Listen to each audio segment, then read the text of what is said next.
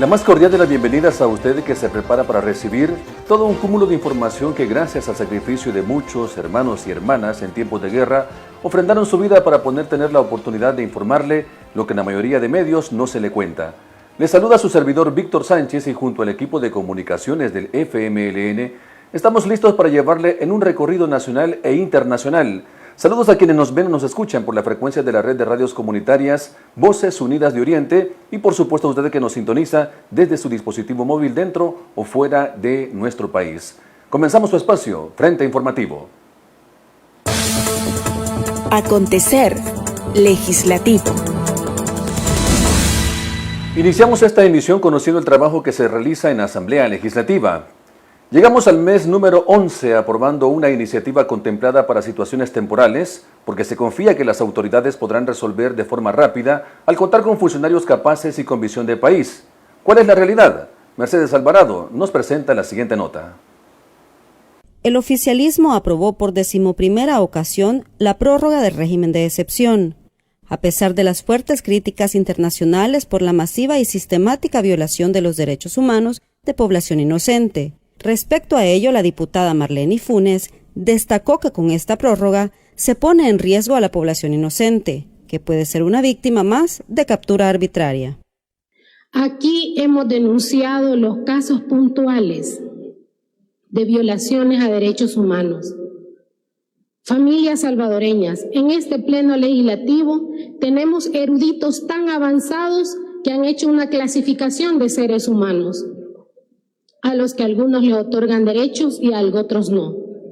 Pero desde el momento en que son detenidos, cualquier salvadoreño, desde que lo capturan, es publicado como maldito delincuente terrorista, aunque muy probablemente sea inocente. Nosotros lo que pedimos es que el sistema funcione. Más de 7,000 denuncias por abusos de autoridad. En medio de más de 60,000 detenidos, justo y oportuno sería que se revisen esos casos. Mientras tanto, la diputada Anabel Belloso insistió que el gobierno debe transparentar la política de seguridad e implementar políticas de prevención y de respeto a los derechos humanos. No es aceptable que el gobierno diga o se refiera a estas miles de personas que son inocentes y han sido capturadas por el régimen, bajo el esquema del régimen de excepción, se refiere como margen de error, como que son, efectos colaterales, como le llamaron en un inicio. Hoy han reconocido públicamente, incluso de voz del presidente, que hay personas inocentes ahí capturadas. Si las instituciones funcionaran, si realmente existiera una política pública en materia de seguridad, no tendríamos personas inocentes ahí, porque al final a quien se le capturara es porque hay una prueba suficiente que tiene un vínculo con las pandillas. Es que el gobierno tiene obligación de generar seguridad a la ciudadanía. ¿Cómo lo hace? Es lo que hemos estado cuestionando. A la fecha, se registran 102 personas fallecidas en centros penales a manos del Estado, más de 7,000 denuncias por detenciones arbitrarias y casi 70,000 detenidos. En el trabajo que está realizando la Comisión de Obras Públicas, se visualiza una ley o reforma de ley que a futuro, de ser aprobada, podría agravar la situación económica de todos los salvadoreños. Esto producto de querer legislar únicamente desde el punto de vista del empresario de transporte y no desde el usuario, que es quien al final termina siendo el más afectado. La Comisión de Obras Públicas de la Asamblea Legislativa estudia la posibilidad de regular el servicio de transporte vía aplicaciones digitales y entre las propuestas suena la posibilidad de una cuota mínima de $4 o incluso una tarifa fija de 75 centavos por kilómetro recorrido. Marlene Funes, diputada y miembro de la comisión, expuso su preocupación frente a estas propuestas y considera fundamental escuchar a los usuarios, ya que afectaría a sus bolsillos. A mi juicio, debería de crear foros regionales o foros departamentales donde los usuarios vayan a expresarse, porque únicamente se está escuchando al lado de los motoristas y a los dueños de las aplicaciones, pero no se está escuchando a los que hacemos uso de este servicio. Entonces sería una dinámica interesante que la Comisión de Obras Públicas pudiera hacer foros departamentales donde los usuarios o los interesados vayan y expongan. Además, cuestionó cómo se le está dando más énfasis a nuevas empresas para transportar pasajeros, los cuales quieren imponer una tarifa obligatoria y hasta obtener copia del DUI de los usuarios, vulnerando su privacidad. Lo que no me parece correcto, pero no sé al final qué van a pensar ustedes, los salvadoreños que hacen uso de este transporte, es que tanto WON como esta empresa Halon piden que se legalice y por ministerio de ley estén obligados todos los usuarios a dar copia de su DUI y dar todos los datos de su DUI a estas empresas. Creo que eso no sería conveniente porque al final los datos pueden ser utilizados para otros fines o para cometer ilícitos. Sería bueno quizás acá que el Estado salvadoreño pueda intervenir y que quien sí puede tener y quien ya tiene una base de datos de todos nosotros, pues son las instituciones del Estado. Funes considera que estas nuevas empresas no tienen medidas de protección de datos para evitar cualquier falsificación. Además, quieren que se les ponga cámara de seguridad, que se les indemnice a los motoristas por parte del Estado. Ante el aumento considerable de los precios no solo de la canasta básica, sino de toda la cadena productiva en nuestro país, cada día los salvadoreños y salvadoreñas ven sumamente reducidas las posibilidades de subsistencia, recurriendo a endeudamiento y ante la mirada pasiva y desinteresada de las autoridades. Es más, jamás se ha vuelto a escuchar sobre el tema del salario mínimo. Mercedes Alvarado nos presenta el siguiente despacho. En los últimos días ha destacado en los medios el alza desmedida de productos de primera necesidad, tales como el queso y los huevos. Esto afecta directamente a la calidad de vida de la población. Respecto a esta situación, la diputada del FMLN, Anabel Belloso, considera que el salario es insuficiente para cubrir la canasta básica de las familias salvadoreñas. Bueno, nosotros en el 2021 que inicia esta legislatura, una de las primeras propuestas que incorporamos a la Asamblea Legislativa fue una reforma al código que estableciera eso, la revisión anual. Es algo más apegado a la realidad, pues no esperar tanto tiempo para hacer una revisión y que no se quedara solamente en revisión, porque el código manda a eso, ¿verdad? Y que ya es el Consejo Nacional del Salario Mínimo el que obviamente decreta un incremento, pero que hubiese también al menos cada 2 años un incremento, o sea, revisión anual y como mínimo cada 2 años un incremento. Durante la entrevista radial, la diputada Belloso afirmó que hay una incoherencia por parte del gobierno, ya que en su publicidad afirma ayudar a la población, pero en la práctica es incapaz de garantizar condiciones dignas para la vida. Si este gobierno quisiera realmente ayudarle a la gente con los principales problemas de la gente, tiene los votos en la Asamblea Legislativa para hacerlo, pero no lo hacen. Y yo creo que nadie puede estar en contra de mejorar las condiciones de los trabajadores y trabajadoras, que además como un efecto cascada ayuda a dinamizar la misma economía en el país. Según datos oficiales, solo en el último año la canasta básica aumentó en un 7%, algo que afecta significativamente el bolsillo de la población. Vamos ahora con la doctora Iliana Vigil, quien nos tiene información importante en la siguiente cápsula médica. Cápsula médica. En esta ocasión hablaremos sobre el rotavirus.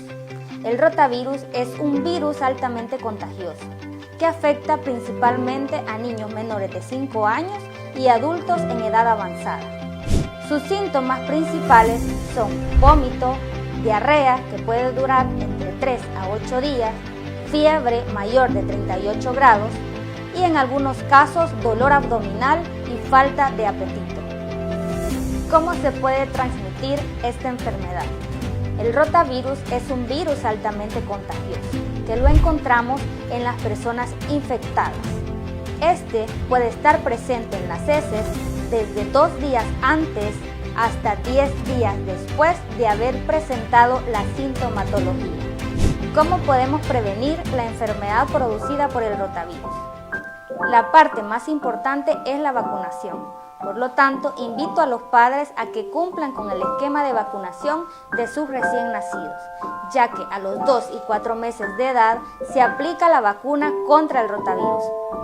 Además, es de suma importancia que se lave adecuadamente las manos después de ir al baño, al cambiar los pañales de su bebé, antes de preparar los alimentos o antes de consumirlos, ya que de esta forma se puede estar previniendo que usted pueda estar ingiriendo heces infectadas con rotavirus. Otro punto importante es mantener limpios los espacios en los que su bebé se mantiene cotidianamente. Recuerde que si su niño presenta los signos y síntomas que hemos mencionado en esta cápsula, es de suma importancia que asista inmediatamente al centro de salud más cercano, ya que la deshidratación grave es una de las complicaciones que pueden verse en esta enfermedad. No olvide mantenerse al pendiente de las cápsulas médicas, ya que estaremos dando la información necesaria para prevenir las enfermedades que día a día pueden llegar a afectar a su familia. Iniciamos el bloque de nacionales. A un año de terminar su paso por el Ejecutivo y por la Asamblea Legislativa, el actual gobierno se apropió de los recursos que iban destinados para los 262 municipios del país, dejando en el limbo programas sociales, becas, ayuda directa a afectados por desastres causados por efectos del cambio climático y así una serie de innumerable cantidad de acciones propias de cada alcaldía. Ampliamos sobre este tema en la siguiente nota. Nacionales. La crisis financiera de las alcaldías no solo afecta las actividades administrativas, sino que afecta el desarrollo social de sus pobladores. La diputada Dina Argueta comentó que durante sus visitas a los territorios, la población denuncia la poca capacidad de las comunas para poder resolver los problemas inmediatos. Entonces, vamos a las comunidades y parte de los problemas que la población está manifestando ahora son también problemas no resueltos por las municipalidades. Claro. Entonces el tema de los mismos caminos vecinales, el tema del agua potable, el tema de la energía eléctrica, desde lo más básico, incluso desde aquellas acciones que la municipalidad en otros momentos había estado subsidiando, como es el tema de proyectos y obras varias. La diputada consideró que las afectaciones por falta de los recursos afecta de mayor manera a las alcaldías pequeñas, que carecen de una actividad económica grande y donde las familias acudían a buscar auxilio en última instancia. Entonces, eso en estas alcaldías pequeñas, por decirlo así, tiene un impacto mucho más grande. La afectación directa es a la gente, a la población, que le disminuye su calidad de vida, que tiene menos posibilidades, que no tiene a dónde siquiera buscar una alternativa o buscar una ayuda, porque las municipalidades, en este caso las alcaldías, eran ese lugar primario donde la gente llegaba, incluso donde la gente llega que se murió un familiar y no hay para el ataúd. Este gobierno redujo el FODES del 10% del presupuesto general de la nación a tan solo el 1.5%, una medida de gran impacto negativo para las alcaldías. Y las amenazas del Ejecutivo al trabajo territorial que realizan los gobiernos municipales no se detiene solo en el aspecto económico, ya que muchos alcaldes se han visto amenazados por renunciar al partido político que representan. En la siguiente nota, Mercedes Alvarado nos brinda más información. En los últimos meses, muchas alcaldías se han visto en situaciones complicadas por falta de recursos y han denunciado que la Dirección de Obras Municipales no les toma en cuenta, debido a que son municipios pequeños que no representan un caudal electoral representativo para el gobierno. El jefe de fracción del FMLN, Jaime Guevara, compartió su valoración sobre la crisis de las municipalidades. Hay un descontento con el presidente de la República, hay un descontento en las comunidades por los gobiernos locales. Las alcaldías a nivel nacional están sufriendo una embestida, están amarrados de manos y pies y les han quitado autonomía. El mismo presidente que habló de aumentarles los fondos FODES, ahora se lo quitó de 10 a 1.5, elevarles el FODES para que puedan servirle a la comunidad. Es decir, Julio, concluyo, esa oferta de campaña, esa esperanza de los municipios, de las comunidades, que ahora en esta administración iban a tener todos los recursos y que iban a estar mejor, sin pena ni gloria, los alcaldes de Nuevas Ideas. Recientemente, algunas alcaldías de Morazán del partido oficialista decidieron crear una tasa municipal por descarga de productos para el comercio, frente a lo cual la Presidencia de la República los amenazó de cárcel. Ahora que están haciendo algún esfuerzo, algún intento equivocado, por supuesto, para recoger fondos, los amenazan, el mismo presidente los ha amenazado y lo relaciona con el tema de pandillas, las extorsiones. Y dice el presidente, esto va encaminado a lo que los mareros estaban haciendo, la extorsión. Por favor, tratar así a sus alcaldes, aquellos que pusieron la cara para ganar alcaldías y también ayudarle al presidente, movieron a su gente porque son líderes en sus territorios. Sí. A la fecha, otras alcaldías como la de Tecapán en Usulután han tenido que trabajar sin energía eléctrica a falta de fondos para funcionar. Mercedes Alvarado ya está lista para darnos a conocer un poco del panorama internacional. Internacionales. El presidente de México, Andrés Manuel López Obrador, anunció que consultará ante el Grupo de Río, que incluye a países como Nicaragua, Venezuela, Bolivia y Argentina, si se entrega a Perú la presidencia pro tempore de la Alianza del Pacífico, por considerar espurio al gobierno de Dina Boluarte y no querer legitimar un golpe de Estado. En conferencia de prensa, el mandatario recordó que cuando se celebraría la reunión para realizar la entrega a Perú, no le permitieron al entonces presidente Pedro Castillo salir del país. Asimismo, destacó que cuando el Ejecutivo mexicano iba a visitar Perú, detuvieron a Castillo, por medio de lo que él calificó de golpe de Estado técnico, con carácter ilegal, arbitrario y antidemocrático. Nos vamos hasta el sur, donde el presidente de Brasil, Luis Ignacio Lula da Silva, visitó la zona afectada por las lluvias en el estado de Sao Paulo para atender la emergencia que ha desencadenado deslaves de tierra e inundaciones con un saldo preliminar de 36 fallecidos.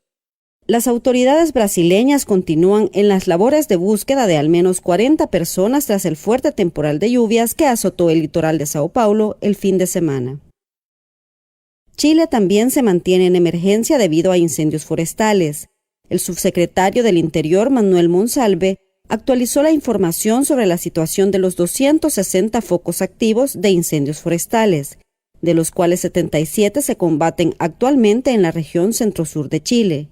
Hasta el momento, las llamas Nos trasladamos en estos momentos para el Foro 1316. Ahí nos encontramos con el invitado para esta semana en el segmento de entrevista, Verdad Legislativa. La entrevista.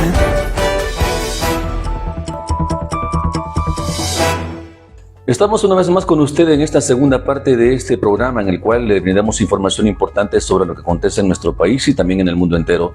En la entrevista de esta ocasión tenemos como invitada a la diputada Marlene Funes, diputada propietaria por el departamento de Usulután. Diputada, gracias por estar con nosotros en su programa Verdad Legislativa. Gracias a usted, Víctor, y también a la audiencia de este programa Verdad Legislativa.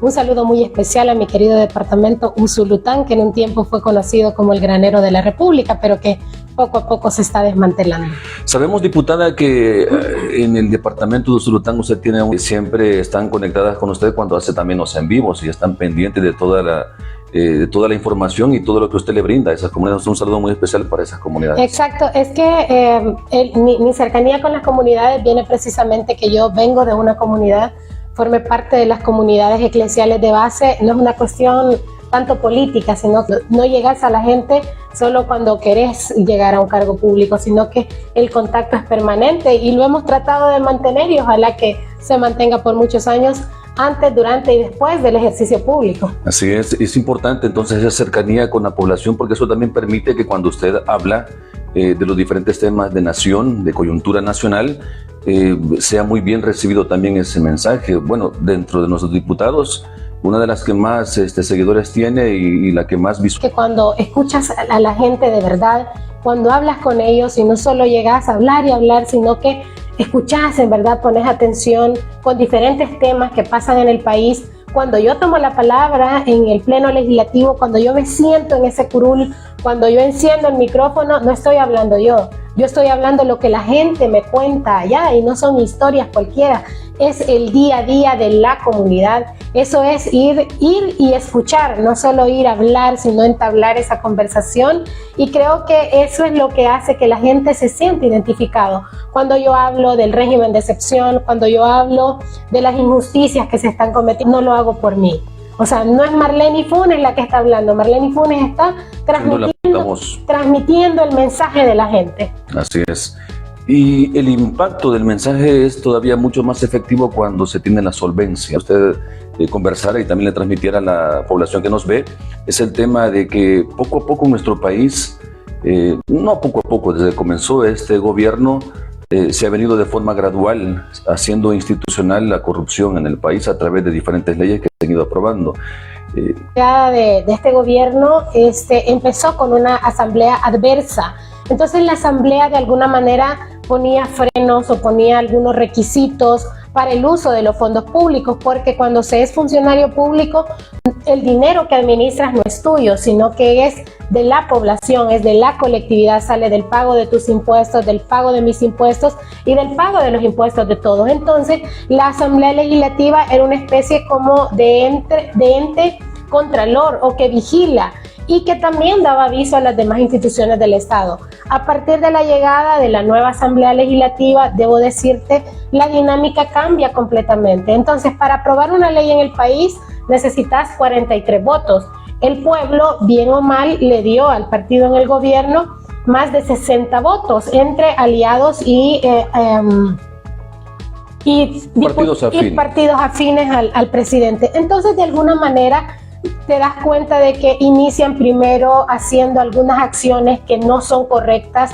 En nuestro país, por ejemplo, existía la ley de responsabilidad fiscal que establecía que no podías aprobar un proyecto si este proyecto no tenía financiamiento y había que darle seguimiento a la ejecución de este proyecto. Así funcionaba El Salvador, quizás con defectos, quizás a algunos les gustaba, quizás a otros no, pero hoy el país funciona de una manera diferente, donde al tener el poder total, al tener el poder absoluto, podés manejar las instituciones del Estado y si una ley no te gusta, podés cambiarla porque necesitas 43 votos y si tenés más de 60 votos, obviamente no perdés la oportunidad para hacerlo.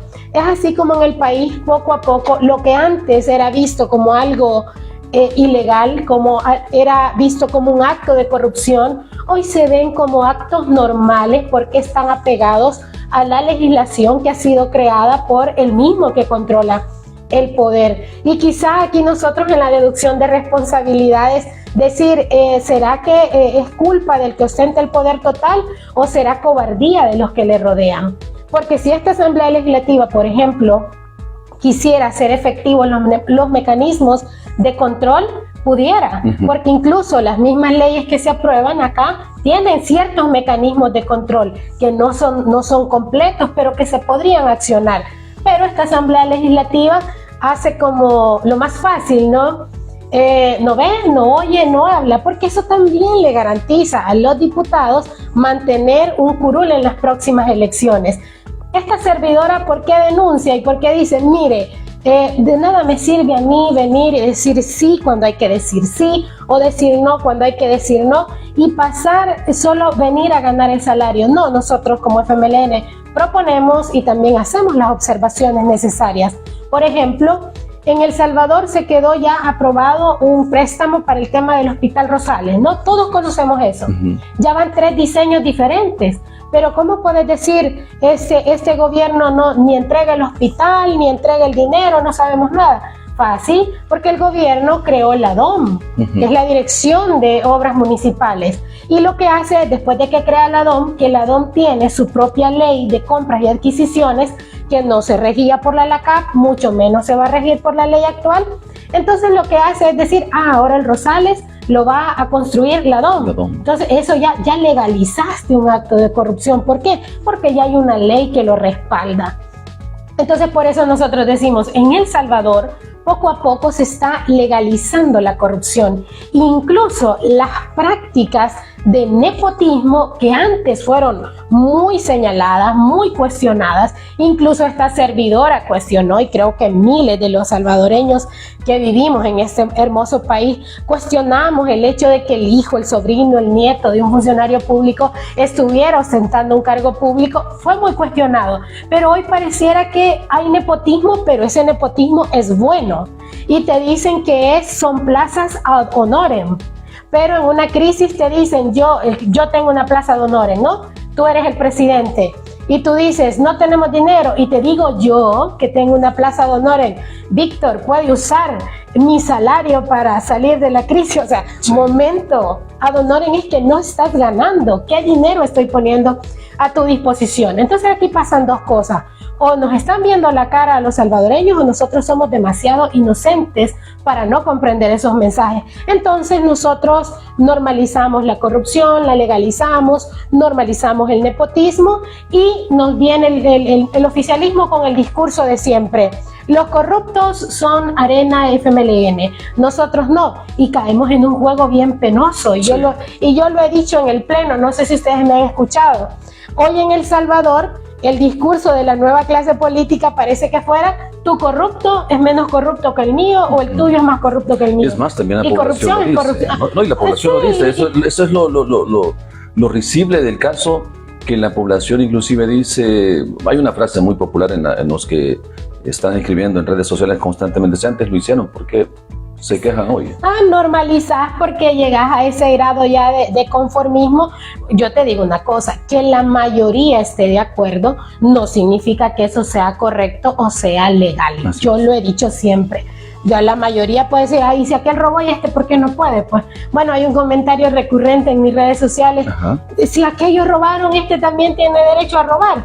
O sea, nosotros como pueblo estamos en una situación que me pega es por mi bien, me roba es por mi bien, me castiga es por mi bien, y eso no puede ser así. Yo creo que eso habla muy mal de nosotros como sociedad, porque si le exigís a uno que no sea corrupto, también al otro tenés que exigirle. Es más, la exigencia y la transparencia y el rendir cuentas tiene que ir creciendo de forma gradual en nuestro país si queremos llegar a un desarrollo como nación. Sí, y como siempre decimos, mire, el punto aquí es que el servidor público, el funcionario público, a excepción de los diputados de la Asamblea Legislativa, que esos no manejamos dinero del Estado, a excepción de los jefes de fracción, que ellos sí manejan fondos del Estado, lo que se le asigna para cada diputado, pero el resto de diputados no manejamos fondos públicos. Pero lo que hace la Asamblea Legislativa es autorizar préstamos, autorizar transferencias de cartera de Estado, de una cartera de Estado a otra. De alguna manera también administras, pero no de manera en efectivo, tangible, pero debes de tener responsabilidad, porque yo pienso una cosa: si es mi dinero el que yo me he ganado con mi salario, yo lo voy a gastar como yo quiero. Si yo quiero, me lo bebo, me lo fumo, me lo gasto, lo regalo, lo quemo, porque es mi dinero. Pero el dinero de otro, lo mínimo que yo puedo hacer por decencia, por lo menos, es garantizar que se va a invertir en lo que se debe de invertir. Esa es una visión. Puede ser de que la gente que me está viendo diga: no, lo que pasa es que decirle a tus presidentes que devuelvan lo robado. Yo también podría decir lo mismo, ¿no? Digámosle a los funcionarios del Estado que expliquen las compras que se hicieron durante la pandemia y los 12 posibles casos de corrupción que descubrió la CICIE. Y entonces entramos a la cancha: ¿quién es más corrupto, el tuyo o el mío? Y no debería de ser así. Lo correcto sería que el que debe, que pague; que el que robó, que devuelva lo robado; que el que chivió, que devuelva lo chiviado; que el que se agarró los fondos de pensiones, que le quitó el 25% a la clase trabajadora, que también devuelva el 25% y que devuelva lo cotizado. Aquí no es una cuestión de banderas políticas, aquí es una cuestión de lo que se hace bien y lo que hace mal, lo que se hace mal. Aquí la cuestión son temas de nación y que nos afectan a todos en la parte económica. Este tema que estamos hablando va muy relacionado con la falta de transparencia también en las instituciones, no solamente en el Ejecutivo, sino en muchas instituciones del Estado. Hay una falta de transparencia. Hoy nadie puede decir: mire, necesito que me dé esta información porque necesito saber en qué se ha gastado, necesito saber a dónde fue a parar el dinero, por ejemplo, de las ganancias del Bitcoin, si en algún momento hubo ganancia, ¿a dónde está ese dinero? Entonces, hablemos un poco acerca de ese tema, diputada, la transparencia en nuestro país. Y la pregunta sería, Víctor, ¿qué tanto le interesa a la población la transparencia de los fondos públicos en este país? Bueno, durante los gobiernos del FMLN se fomentó y fortaleció el Instituto de Acceso a la Información Pública, la Ley de Acceso a la Información Pública. ¿A la gente le importó? No le importó. ¿Cómo fue que la gente se dio cuenta de los viajes de los ministros, de los viceministros, de los diputados, de las diputadas? Fue a través de oficios presentados por ONGs o por organizaciones sociales que hacían, o sea, el pueblo en sí, la población, la señora que vende tomates, la señora que vende tortillas, nunca ha ido al Instituto de Acceso a la Información Pública y decir, quiero conocer, por ejemplo, los gastos en viáticos de la Asamblea Legislativa. No, porque la gente está pensando en su día a día. Y el oficialismo sabe eso. ¿A quién le interesan esos datos? A quienes pueden publicarlos, a quienes pueden exigir transparencia. Entonces lo que el FMLN hizo fue, aquí está toda la información, vamos a ser transparentes. Y ahí tú veías a diferentes medios de comunicación publicando la lista de viajes, los viáticos, los asesores, los asistentes, y eso generó en la población una percepción, ¿verdad?, de que estos mucho viajan, de que estos mucho gastan. Y yo te quiero decir una cosa, hoy con la reserva de la información pública, y te voy a dar un dato, antes los diputados de la Asamblea Legislativa tenían hasta $12,000 un presupuesto como monto para contratación. Hoy es de $14,000, ¿ya? Después de que dijo la asamblea actual, la nueva asamblea, que iba a acabar con los privilegios, no lo ha hecho. Por ejemplo, cada diputado tiene derecho a 4 PPIs, yo uso 2. Pregúntenle a los diputados de Nuevas Ideas a cuántos ha renunciado. O sea, entonces la transparencia, ¿qué tanto está interesada la gente en transparencia? Es bueno, ¿sabe por qué es bueno? Porque eso a usted le permite tomar decisiones acertadas. Porque aquí fue, quitemos a los diputados viejos porque malversan fondos, porque mucho viajan, porque gastan en asistentes. Es más, hay una diputada que ella, cuando se va la luz, ella alumbra, porque ella dijo en una entrevista, ella es brillante, pues, ella dijo en una entrevista de televisión, cuando llegue a la nueva Asamblea Legislativa, dijo, no vamos a tener asesores. Y tienen asesores, o sea, son mentirosos, pues. Pero ¿qué es lo que ellos hacen para que usted y yo y los demás no nos demos cuenta?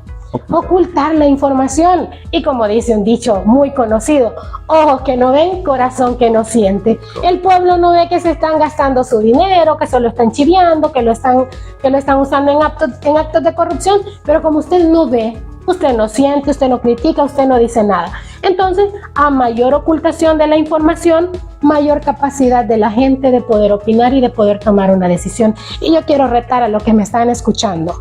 Enumeren cuáles eran esos privilegios de los que gozaba la asamblea pasada y a cuántos han renunciado los diputados actuales, y entonces hablamos de transparencia y hablamos de corrupción. Y que por cierto también cuando ellos llegaron o antes de llegar a donde están sentaditos decían que ellos iban a luchar contra todo eso, ¿no? Y le voy a poner un ejemplo. La junta directiva de la asamblea pasada en una subasta pública subastó, valga la redundancia, las camionetas que le fueron dadas a la junta directiva. Y todos los medios de comunicación diciendo que estos diputados abusivos se habían agarrado las camionetas y no sé qué y no sé cuánto. Entonces viene la junta directiva y las vendió, ¿verdad? No sé si ustedes recuerdan eso. ¿Han visto ustedes que estos diputados hayan renunciado a esos carros? Pregunto, porque uno aquí en la asamblea ve cosas. Entonces, ¿dónde está esa transparencia? ¿Dónde está esos combates a actos antiéticos que supuestamente se daban aquí? Y eso nos lleva a otro dicho muy popular: el que habla de la pera comerse la quiere. Si es que el problema no eran los viajes, el problema no era que aquí se contrataban muchos asesores, el problema era que los contrataba otros y viajaban otros. Hoy, como los que viajan son ellos, no hay problema. Y como la gente no ve, no opina, no dice nada. Pero si alguien quiere ir, por ejemplo, los medios de comunicación son los que más van y presentan oficios.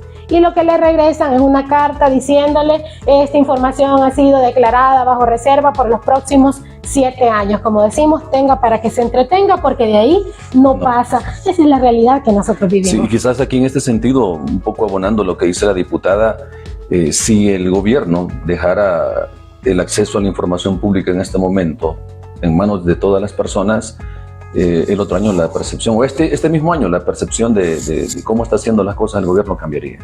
Seguramente, porque si usted, es que mire, si usted conoce bien su entorno, si usted sabe a lo que se está enfrentando, usted puede tomar mejores decisiones. Pero si usted no ve y lo único que tiene es un bombardeo comunicacional de que estamos haciendo bien las cosas, entonces usted, como está preocupado en su día a día, en sobrevivir, en el alto costo de la vida, en todos los problemas diarios que nosotros tenemos como salvadoreños, usted está preocupado, la gente del campo, que ya viene la siembra de maíz, que luego viene... La gente está ocupada en un montón de cosas, ¿ya? Y no hay ningún medio de comunicación que hoy tenga acceso a los gastos, a los viáticos, a los viajes, a las contrataciones. Como eso no existe, entonces no hace bulla, no hace ruido, no genera. Y esto te puede convertir a la falta de transparencia, a la corrupción y al nepotismo en un cáncer silencioso que poco a poco te está matando. Y por encima te ves bien sano, te ves bonito, pero por dentro te está consumiendo. Y eso es lo que le está pasando al país. Bien, qué interesante entonces la postura y también la reflexión que nos hace, diputada. Hace poco fue presentado también en la Comisión de Obras Públicas una iniciativa que ha despertado también un poco la preocupación en gran parte de la población salvadoreña, porque todos acostumbrados a utilizar transporte privado a través de plataformas digitales, que obviamente le hizo la competencia a los taxis durante mucho tiempo y bajó los costos en trasladarse de un lado a otro. Pero fue presentada una iniciativa por una asociación de motoristas, ¿no?, de conductores, que dicen de que había que fijarla en $4 la tarifa mínima. Sí, mire, en la Comisión de Obras Públicas es una comisión bastante compleja que emite dictámenes favorables, se firman pero no bajan al pleno. Así tenemos desde el año 2020 una reforma a la Ley de Transporte Público y Transporte de Pasajeros. Luego tenemos en el 2021 una nueva ley de transporte público y recientemente salió una reforma ahí de esta misma ley. Dos dictámenes que ya están aprobados en la comisión, pero que no bajan al pleno legislativo. Por eso digo, es una comisión bastante compleja. Y hoy llegan y dicen vamos a escuchar a los diferentes sectores para ver el tema de las plataformas digitales que prestan el servicio de transporte selectivo de pasajeros. ¿Qué es lo que nosotros estamos viendo ahí? Ya se llamó, ¿quién los invita? Me imagino el presidente de la comisión. ¿A quiénes invita? Personas afines a ellos. Llega una empresa digital que se llama One, donde dice, mire, nosotros queremos que, por ejemplo, todos los usuarios nos manden el DUI y tener nosotros una base de datos de los salvadoreños que usan nuestra aplicación. Complejo, ¿no? Que tú estés regalando tu información a diestra y siniestra y sin ningún control estatal. Eso es un poquito peligroso.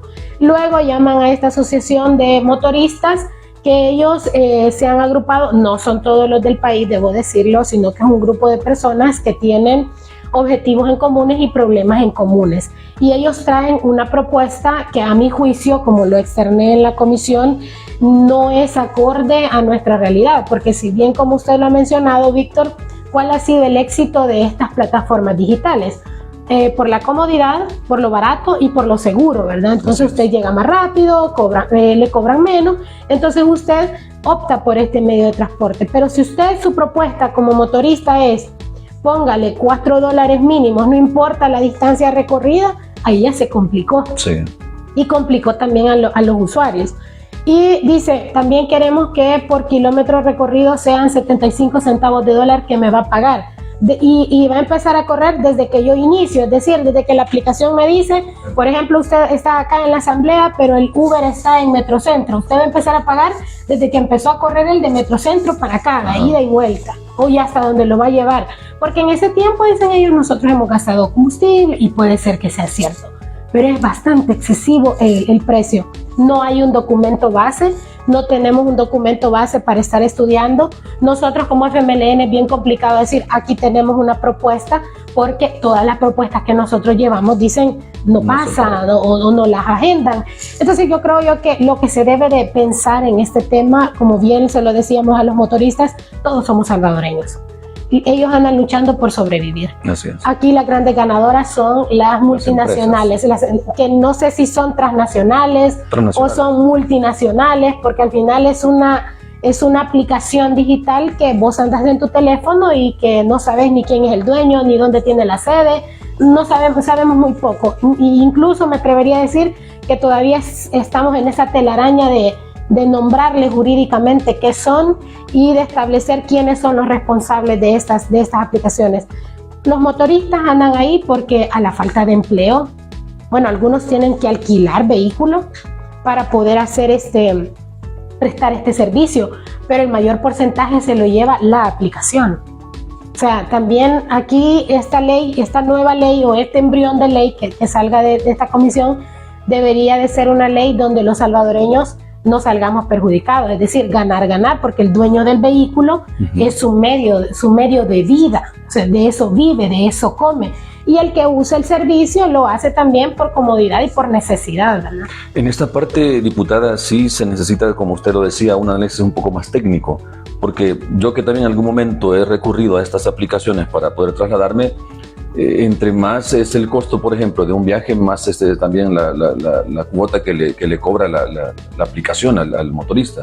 O sea, si lo dejan estandarizado en $4, también va a ser aplicado a esos $4 lo que la aplicación le va a cobrar en cuestión de ganancia también para ellos. Es que yo entendía y trato de entender, la propuesta va encaminada de la siguiente manera. Pongo un ejemplo. Por ejemplo, tú pides un transporte de aquí a Metrocentro, digamos. Entonces te dice la aplicación que te cobra $2, ¿verdad? Así es. Entonces la legislación, la propuesta que ellos hacen es que la legislación vaya establecida que aunque la aplicación te diga $2, pero por ley en El Salvador tu tarifa mínima es de $4. Tú pagarás a la aplicación $2, pero tendrás que pagar el excedente al motorista o al dueño del vehículo. Okay. O sea, hasta hacer llegar a $4 la tarifa mínima. ¿Me doy a entender? Así es. Entonces, es complejo porque, imagínate, mejor vas a decir, me voy en microbús o me voy en taxi, ¿no?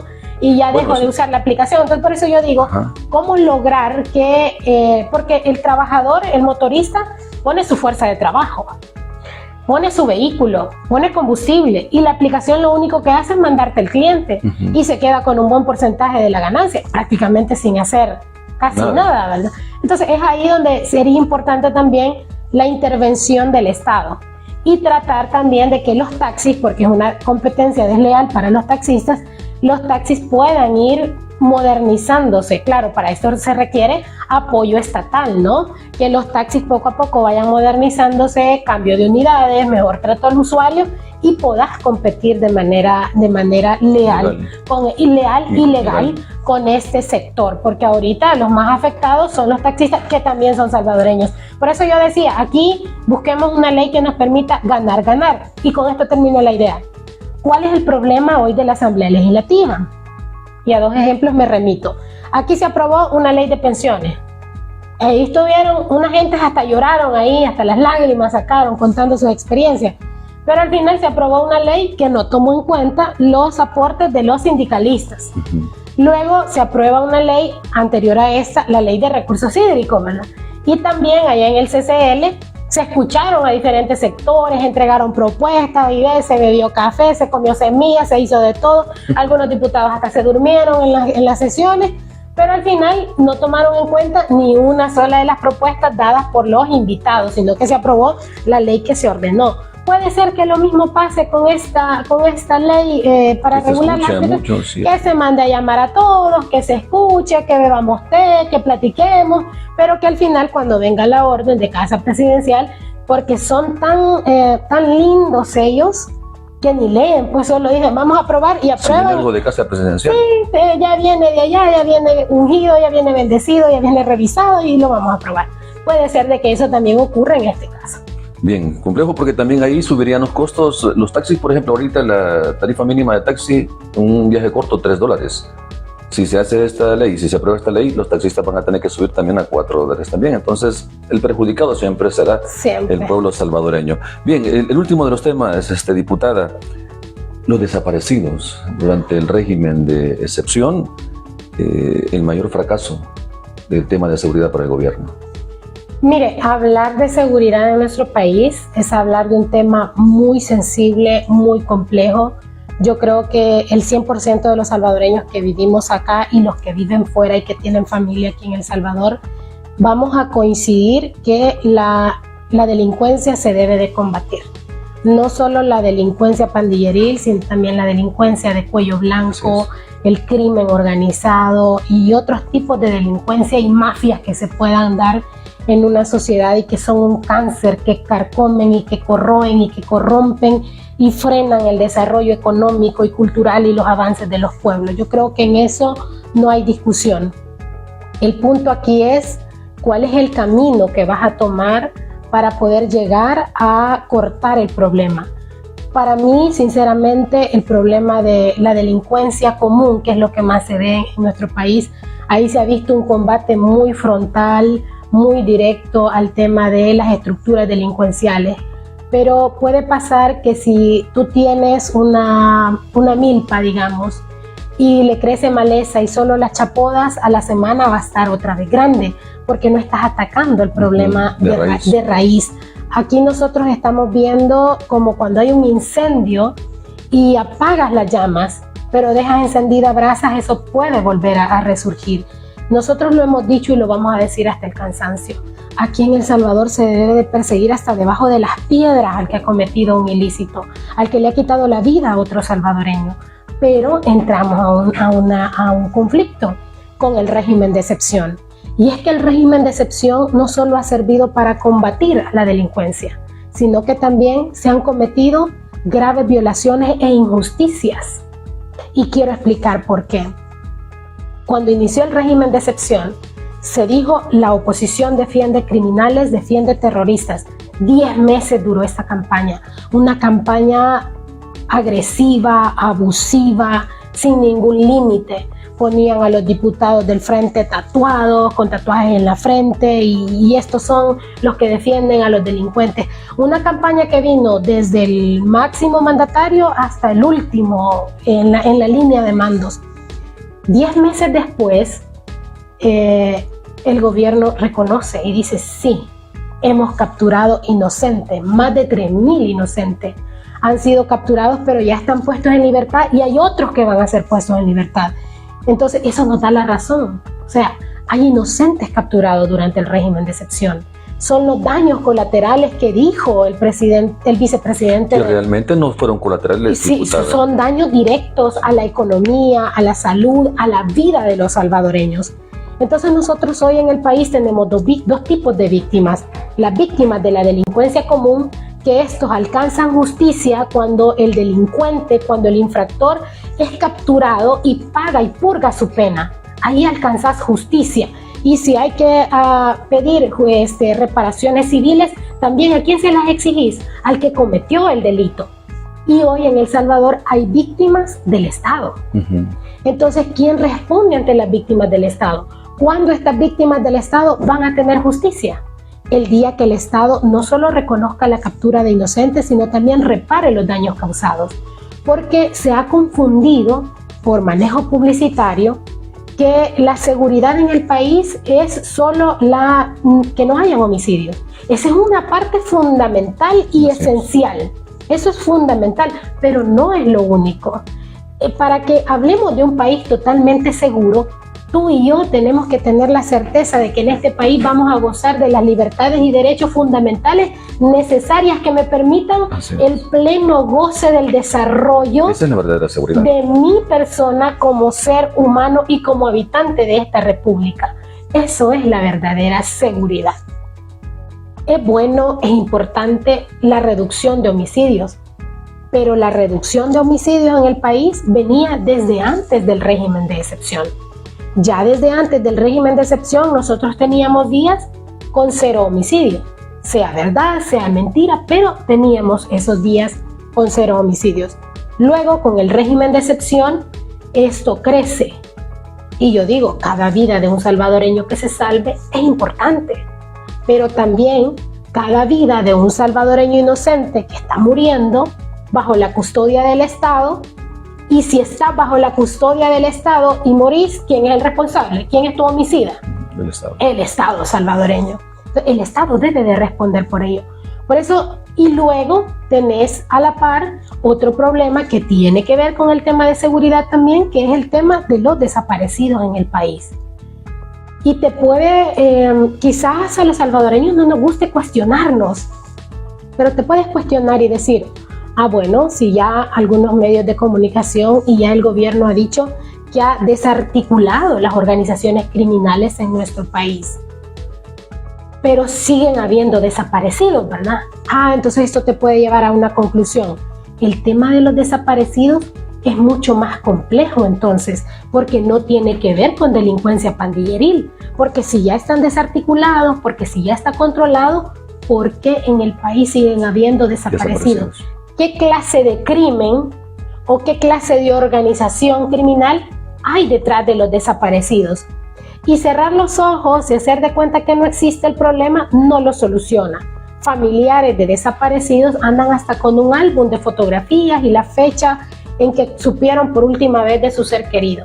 Entonces yo creo que en el país se debe de trabajar de manera integral, porque no puedes estar diciendo que tenés el país más seguro del mundo, podés decir que ya desarticulaste las estructuras delincuenciales, que puede ser cierto, pero ¿por qué siguen habiendo desaparecidos? No hay un vínculo entonces entre los desaparecidos, que no sabemos si están vivos, si están muertos, si están en una fosa común, si hay trata de blancas detrás de estas desapariciones. ¿Qué es lo que hay detrás? Si ya controlaste el flagelo de las pandillas, ya lo tenés controlado, ya lo tenés encapsulado, ya ha reconocido que hay inocentes porque el gobierno lo ha reconocido, pero ya dijiste, ya los controlé, ¿verdad? Pero también dices, sin régimen de excepción, esta burbuja a mí se me revienta. Yo necesito el régimen porque si no tengo régimen no hay seguridad. Esa es la narrativa. Ok, vale, aceptamos ahí. Pero ¿y el tema de los desaparecidos? ¿No tiene relación con la delincuencia común, con la delincuencia pandilleril en el país? ¿Qué hay? O sea, el Estado salvadoreño debería de estar preocupado, porque entonces estamos enfrentando una delincuencia mucho peor quizás que las que mataban, que las que extorsionaban, porque están desapareciendo seres humanos. Y encuentran ya los cadáveres en estado putrefacto o calavérico. Lo que encuentran son los huesos muchas veces de estos desaparecidos. Entonces, ¿qué hay detrás de todo esto? Yo creo que es ahí donde quizás muchos no logran entender que la seguridad es una serie de componentes muy diversos que si no logras atacar la raíz del problema, vas a mantener por un tiempo bien chapodado, bien bonito, pero eso puede volver a crecer y al final los que van a pagar los platos rotos vamos a ser nosotros, los salvadoreños y las salvadoreñas. Ojo, no podemos decir que sin un régimen de excepción, que es algo fuera de la regla común, ¿verdad? Ellos lo que no es común lo hacen común. Cuando yo oigo a un diputado decir, sin régimen se nos cae el tema de seguridad, pareciera entonces que hemos construido una seguridad como un castillo de arena y cuando venga la ola nos la va a llevar, y eso es peligroso, pienso yo. Yo contenta con que la gente se sienta segura, con que viva la sensación de seguridad, pero ojalá que perdure en el tiempo, porque hay dos factores importantes aquí: el costo económico y el tema de las garantías constitucionales, a menos que ellos reformen la Constitución y digan ya, por ejemplo, el plazo de la detención provisional ya no va a ser de 72 horas, sino que va a pasar a ser de 15 días, lo normalizás, lo legalizás, y que digas ya el término de inquirir o la prisión preventiva pasa de 6 meses a 18 meses y ahí estarías como normalizando ya el tema de el régimen en el país. Pero sí, yo decirlo, y lo hemos dicho, yo quiero dejarlo claro, aquí todos creo yo que estamos de acuerdo que el que debe, que pague, que lo busquen hasta debajo de las piedras hasta que lo encuentren, pero el inocente que salga libre. Pero más aún creo que en el país nos falta empatía y ponerte en el lugar de esa mamá, de ese papá, de ese hijo que tiene a su pariente desaparecido, que no lo encuentra ni vivo ni muerto, que busca ayuda, que la sociedad no quiere ver, que la sociedad no quiere oír, pero sobre todo las autoridades, y no estoy hablando del gobierno, porque muchas veces solo dicen el gobierno, no, si es que el Estado somos todos, pues, somos todos, y podemos caer aquello de culpa de todos, consuelo de tontos, ¿verdad? No, aquí hay entidades responsables que deben de responder, Y yo felicitar a las familias que se han organizado y que andan marchando y que presentaron un álbum de fotografías de desaparecidos con fechas, edades, nombres, el color de la ropa que llevaba y que hasta hoy no sabemos no tenemos nada. respuesta. Bien, diputada, gracias por su tiempo también y por brindarnos pues esta información que es importante y también pues la cercanía con la población a través de sus en vivos y de todo lo que usted realiza en el territorio. Gracias a usted, Víctor, y un saludo a la población y recuerde que lo más maravilloso de esta vida es saber vivir en paz y tranquilo con usted mismo y con los demás. Bien, agradecemos a la diputada Marlene Funes. Regresamos al set número 1 para el cierre de este programa. Estamos a pocos minutos para llegar a las 9 de la noche en El Salvador y es hora de despedirnos de usted que ha sido parte de nuestra exclusiva transmisión de su espacio Frente Informativo.